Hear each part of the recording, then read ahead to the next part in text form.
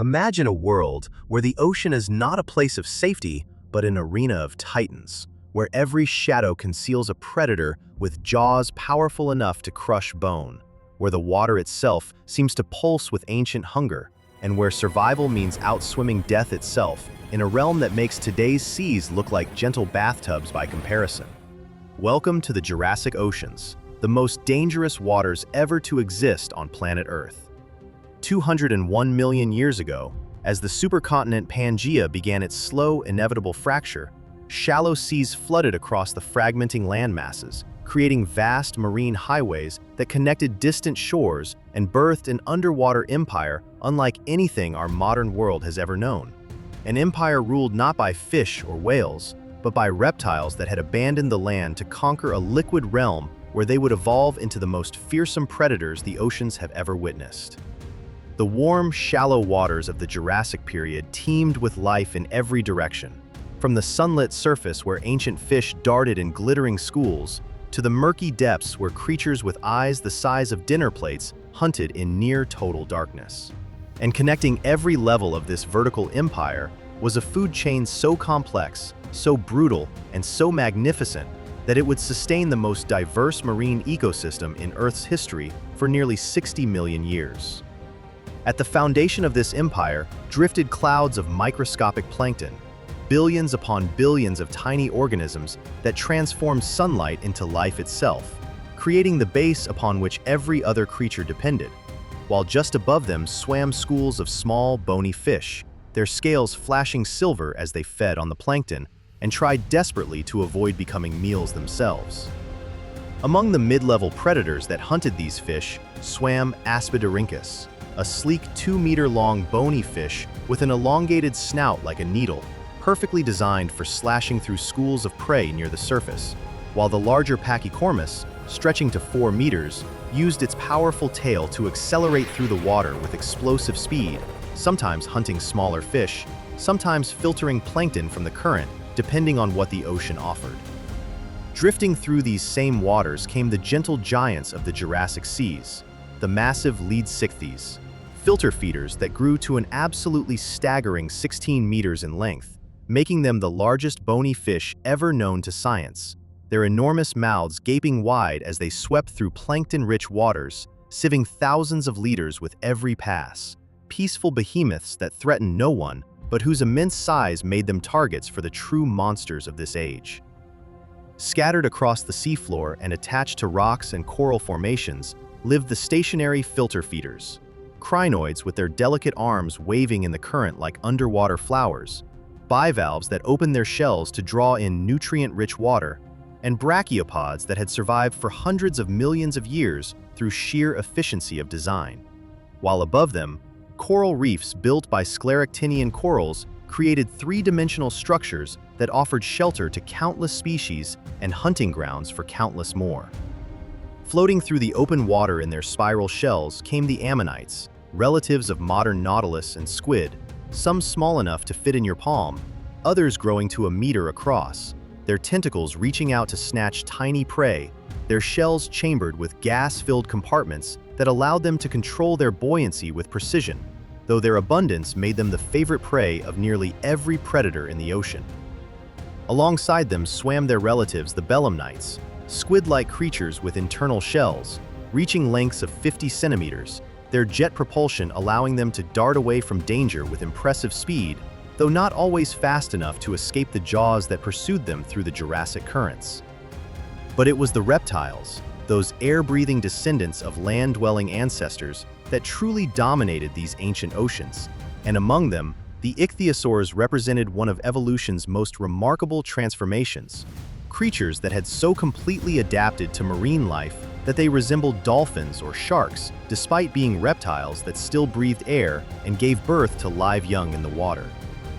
The classic Ichthyosaurus, stretching to about 3 meters, possessed the streamlined, dolphin-like body that defined its family, hunting fish and squid with quick bursts of speed, while its larger cousin Stenopterygius reached 4 meters and was built for even greater velocity, a pursuit predator that could run down nearly any prey in a straight race through open water. But the true wonder of the Ichthyosaur family was Ophthalmosaurus, a 6-meter giant whose name means eye lizard. And for good reason. This creature possessed the largest eyes relative to body size of almost any vertebrate ever known. Enormous organs, the size of dinner plates, that gathered the faintest traces of light in the deep ocean,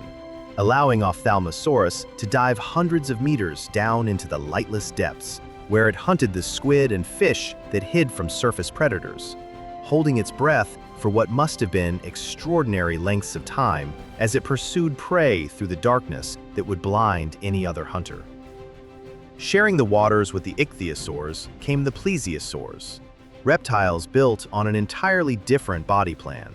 and these fell into two distinct groups that represented two completely different hunting strategies. The long-necked Plesiosaurs, with their small heads and graceful bodies, and the short-necked Pliosaurs with their massive skulls and overwhelming power.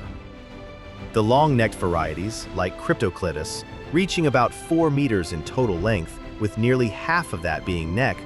used stealth and precision to hunt, their small heads darting forward on those impossibly long necks to snatch fish and squid before prey even realized danger was near. While Morenosaurus took this design to its extreme, with an even longer neck reaching 5 meters total, allowing it to strike from seemingly impossible angles and distances.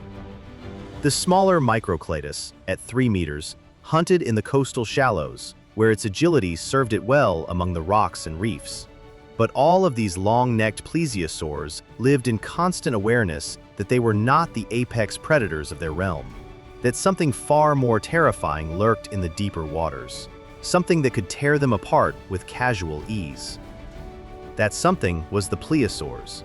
and these were the undisputed masters of the Jurassic oceans. Evolutionary perfection wrapped in muscle and armed with jaws that could inflict catastrophic damage with a single bite.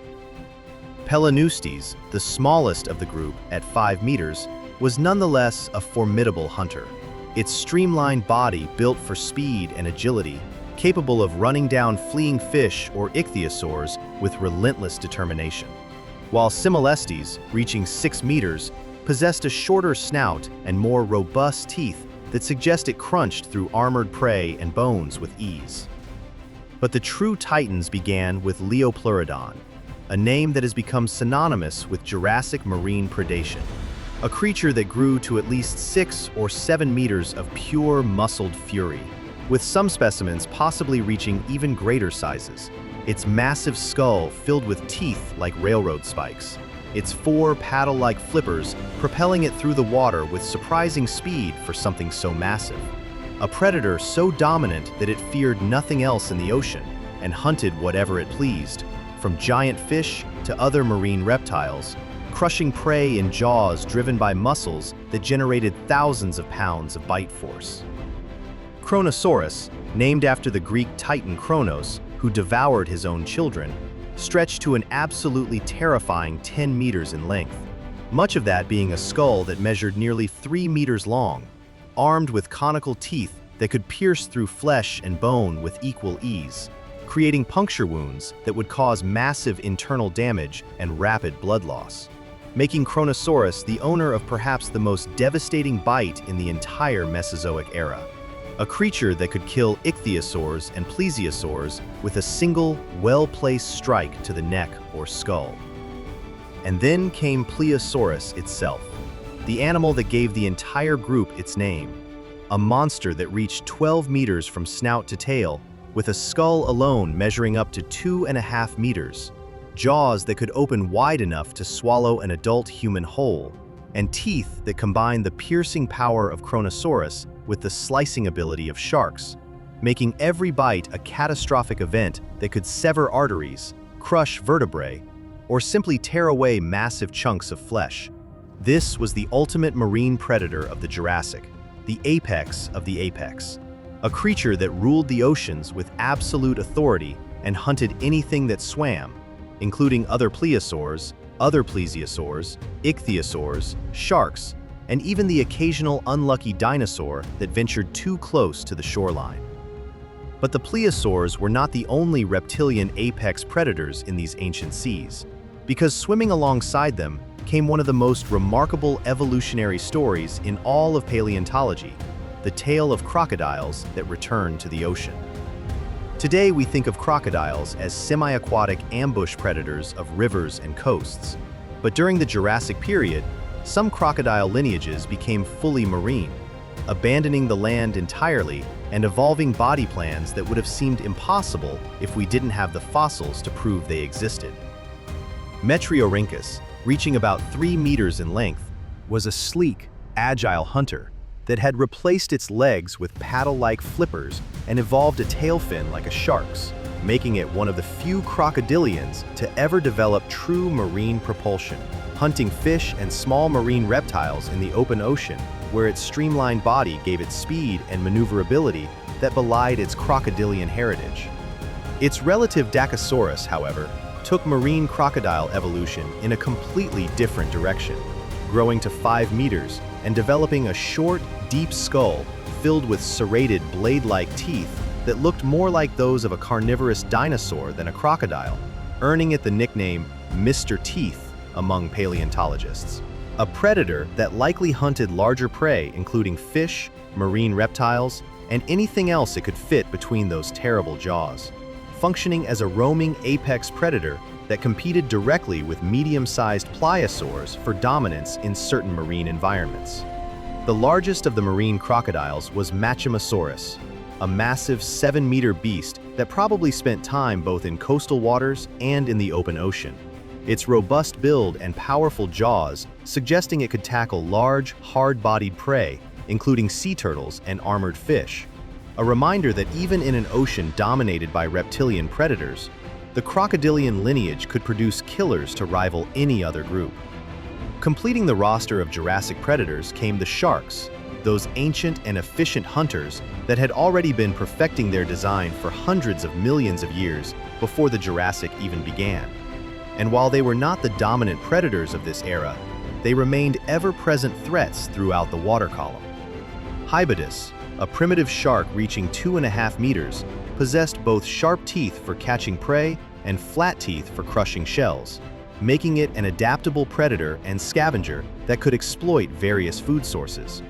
While Squalocorax, stretching to 3 meters, was a faster, more specialized hunter, an opportunistic predator that probably followed larger predators to feed on scraps and wounded animals, playing the role of both hunter and cleaner in the Jurassic ecosystem. Day after day, year after year, millennium after millennium, these ancient seas witnessed an endless cycle of hunt and flight, of birth and death, of evolution pushing predators and prey to ever greater extremes of specialization. Pliosaurus crushing through the spine of a Cryptocleidos in a cloud of blood and bubbles. Liopleurodon ambushing an Ophthalmosaurus as it returned from the depths.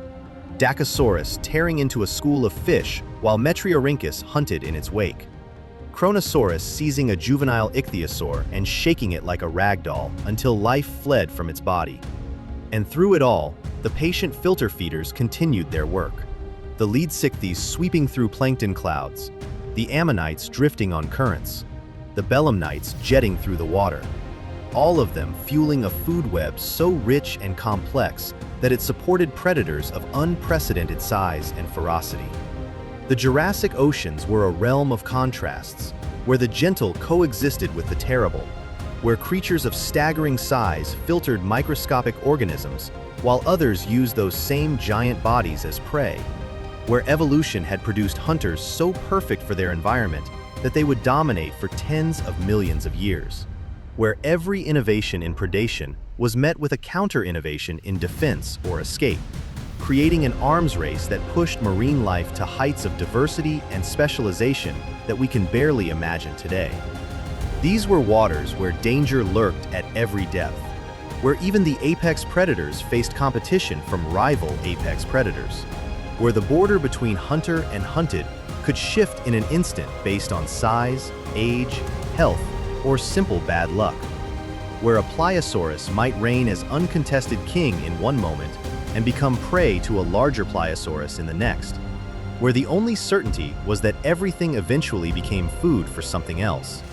and where the cycle of life and death played out on a scale and with a ferocity that our modern oceans, for all their wonder and danger, cannot match.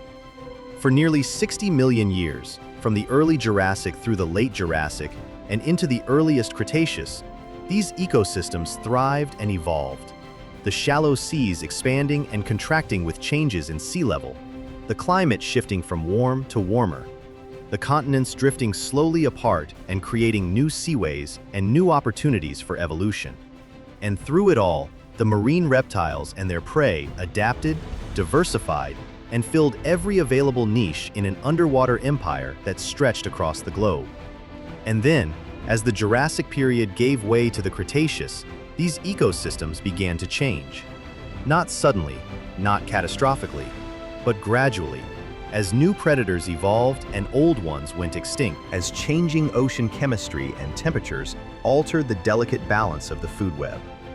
As the slow, inexorable forces of plate tectonics and climate change reshaped the oceans themselves.